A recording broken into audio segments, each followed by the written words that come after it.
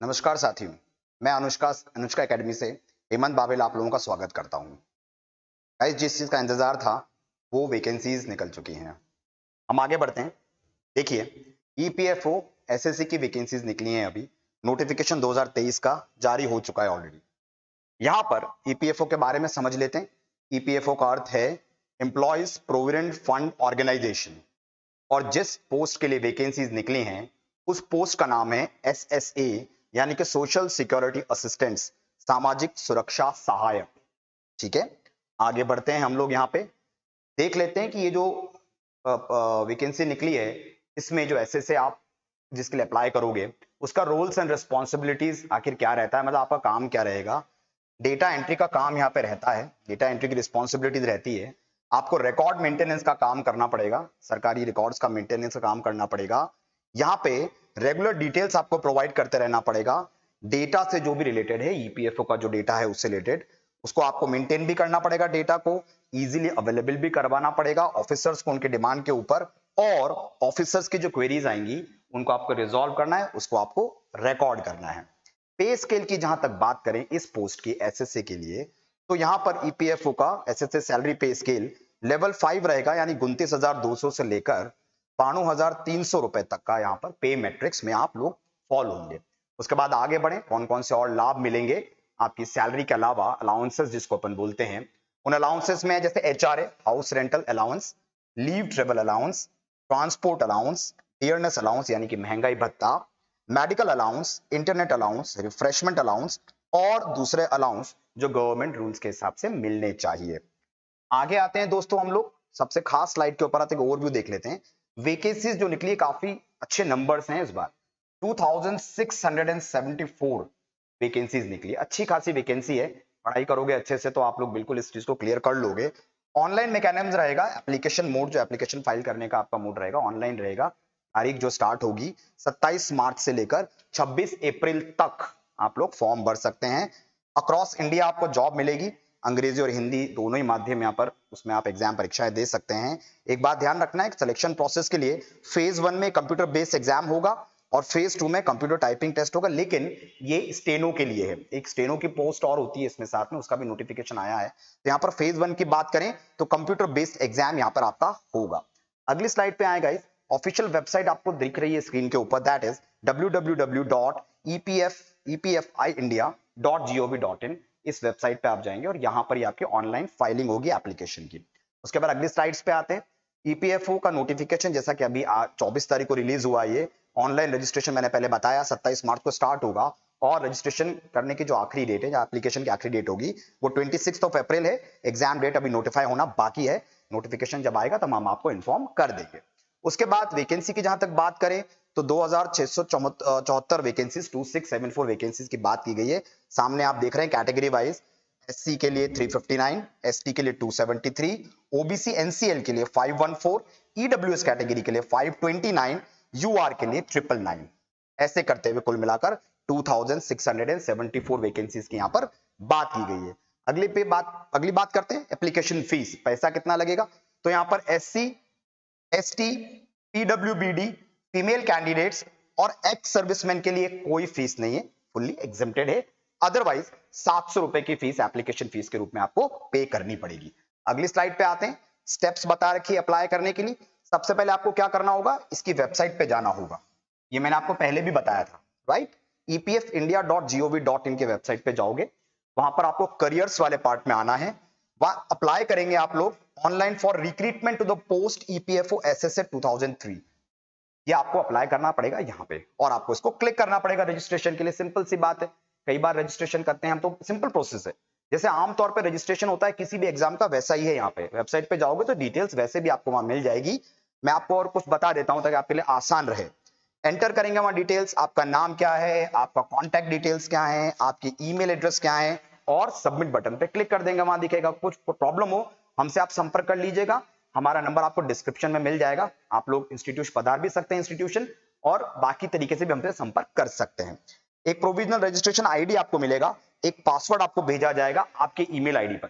Guys एक बात ध्यान रखना, अपना ईमेल आईडी अच्छे से याद रखना। बहुत सारे बच्चे क्या होते हैं, ईमेल आईडी भूल जाते हैं, कौन सा ईमेल आईडी दिया था, फोन नंबर भी भूल जाते हैं। तो इन चीजों को एक पेपर पे लिख लेना कि आपने कौन कौन सी चीजें एंटर किया। हालांकि जब आप सबमिट बटन दबाओगे और आगे बढ़ोगे तो उसकी आपको एक कॉपी वैसे भी मिल जाएगी जो प्रिंटेबल होती है, प्रिंट करा के भी रख लेना। सेलफोन में भी कई बार कहाँ उसको सेव कर रखा होता है, हम कंफ्यूज हो जाते हैं, समय पर चीज मिलती ही नहीं, उसकी वजह से भी कई बार समस्याएं खड़ी होती हैं। तो हर चीज का डेटा मेंटेन कर लेना अभी से, आपका काम ही ये रहेगा डेटा मेंटेनेंस का।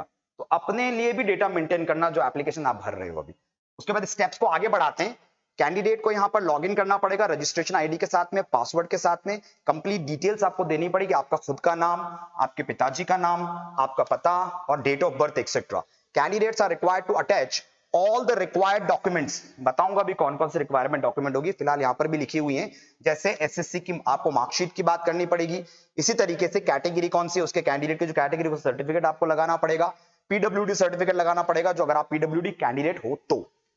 अटैच द फोटोग्राफ, फोटोग्राफ लगाना पड़ेगा, सिग्नेचर अटैच करने पड़ेंगे, कहने का मतलब अटैचमेंट की भी गाइस एक पर्टिकुलर केबी से ऊपर की फाइल होगी तो वो अटैच नहीं होगा, बताऊंगा उसके बारे में अभी मैं आपको।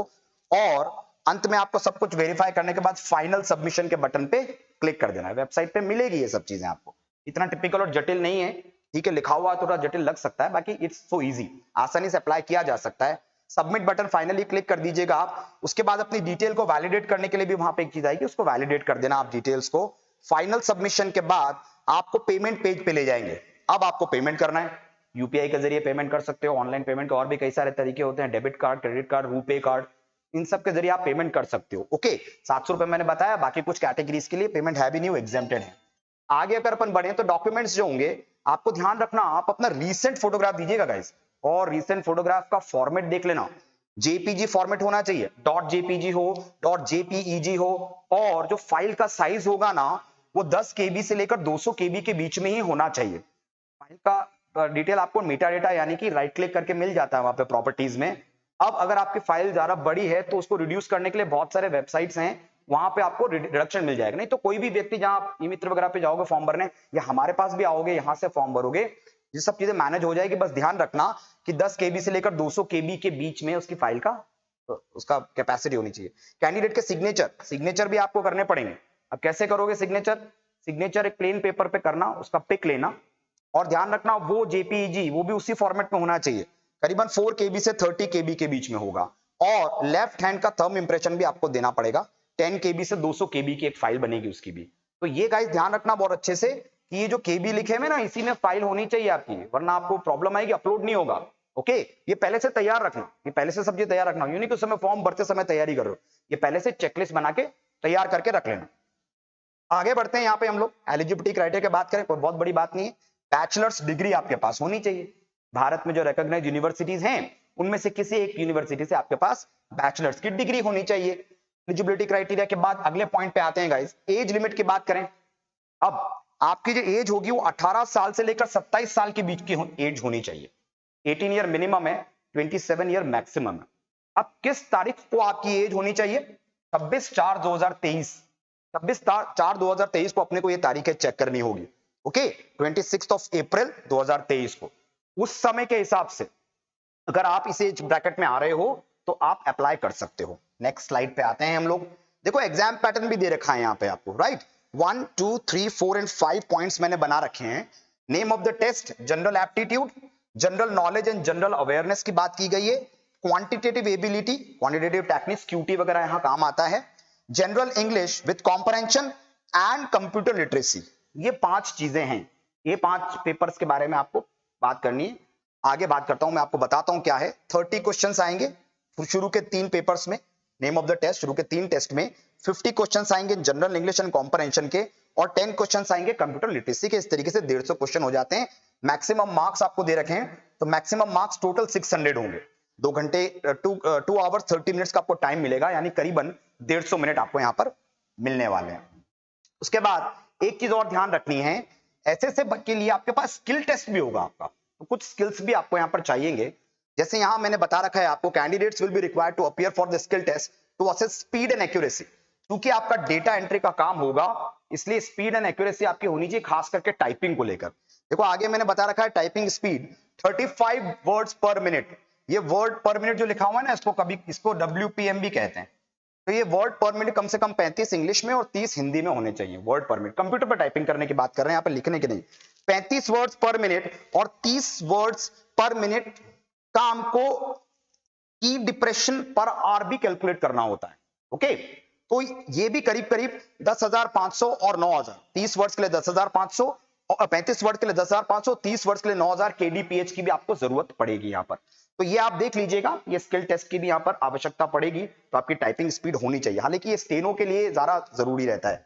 उसके बाद अनुष्का एकेडमी के बारे में बताऊंगा मैं भी आपको, हमारा ये लोगो है। सिलेबस जहां तक बात करें, डिस्क्रिप्शन में आपको मिलेगा, आप डिस्क्रिप्शन चेक करिएगा, वहां पे आपको डिस्क्रिप्शन में टेलीग्राम की फाइल मिलेगी और वहां पे आपको पूरा सिलेबस मिल जाएगा। जहां तक बात करें अनुष्का एकेडमी की गाइस, तो एक बहुत प्रभावी नाम है उदयपुर डिस्ट्रिक्ट में अनुष्का एकेडमी। हम लोग कंपटीशन एग्जाम्स की तैयारी कराते हैं, बहुत सारे स्टूडेंट्स का हमारे यहाँ से सिलेक्शन हुआ है, बहुत सारे अलग अलग तरीके के कंपटीशन एग्जाम्स की हम लोग तैयारी कराते हैं, including IAS, including RAS, including bank, SSC and many other courses are run by us, और बहुत अच्छे हमारे रिजल्ट्स आए हैं पास में गाइस। जैसे फॉर एग्जांपल एक हमारे गौरव देवरा हैं, जिन्होंने पिछली बार ईपीएफओ एसएस से क्लियर किया है हमारे यहाँ से। Okay, so he was the star student. इस तरीके से और बहुत सारे स्टूडेंट्स हमारे पास हैं, बहुत अच्छा रिजल्ट हमने पिछले सालों में दिया है। एक क्विक रिकैप ले लेते हैं। ईपीएफओ की जहां तक बात करें, नोटिफिकेशन 2023 में अभी आया है 24 तारीख को। यहाँ पर 2674 पोस्ट, 2674 पोस्ट के लिए यहाँ पर बात की गई है, वैकेंसीज आई हैं, और 18 से लेकर 27 साल के लोग इसके लिए अप्लाई कर सकते हैं। ग्रेजुएशन आपको केवल चाहिए होता है गाइस। तो मुझे उम्मीद है कि आप लोग इस एग्जाम की तैयारी करेंगे। हम अनुष्का एकेडमी तत्पर है आप लोगों के लिए, स्टूडेंट्स के लिए तत्पर रही है हमेशा ये एकेडमी, और बहुत अच्छे रिजल्ट्स दिए गए हैं। तो मेरी उम्मीद है और मेरी दुआएं हैं आप लोगों को। तो I wish you very good luck guys. मेरा नाम है हेमंत बाबिल, मैं हूं अनुष्का एकेडमी से। धन्यवाद, अपना ध्यान रखिएगा।